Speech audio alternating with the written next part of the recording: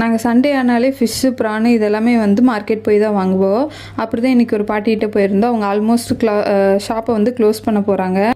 அதனால் இருக்கிறது எல்லாமே எங்களுக்கு 50 வெள்ளிக்கு கொடுத்தாங்க. நாங்கள் கேட்ட ஃபிஷ்ஷு ப்ரானும் அதுதான். இன்றைக்கி போனோடனே செம ஹாப்பி. அதை பார்த்தோன்னே இன்றைக்கி வந்து ப்ரான் கிரேவியும் ஃபிஷ் ஃப்ரையும் தான் பண்ணலான்னு சொல்லிட்டு நினச்சிட்டு இருந்தேன். ஆனால் அவங்க கொடுத்ததில் நான் இன்னொரு நாளைக்கும் எடுத்து வச்சுருக்கிற ப்ரானும் க்ளீன் பண்ணி எடுத்து வச்சுட்டேன், ஃபிஷ்ஷும் க்ளீன் பண்ணி மசாலா போட்டு எடுத்து வச்சுட்டேன் ஃப்ரைக்கு. இந்த ப்ரான் கிரேவி வந்து ஆக்சுவலாக நான் ஃபஸ்ட்டு இன்னொரு ரெசிபி போட்டிருக்கேன், நீங்கள் அதை போய் செக் பண்ணி பாருங்கள். கீழே நான் ஒரு ஆரோ மார்க் கொடுக்குறேன், அந்த இதை கிளிக் பண்ணிங்கன்னா ப்ரான் கிரேவியோட ரெசிபி உங்களுக்கு வரும். இதுலேயுமே நான் உங்களுக்கு சும்மா வீடியோ பார்த்தாலே தெரியும்.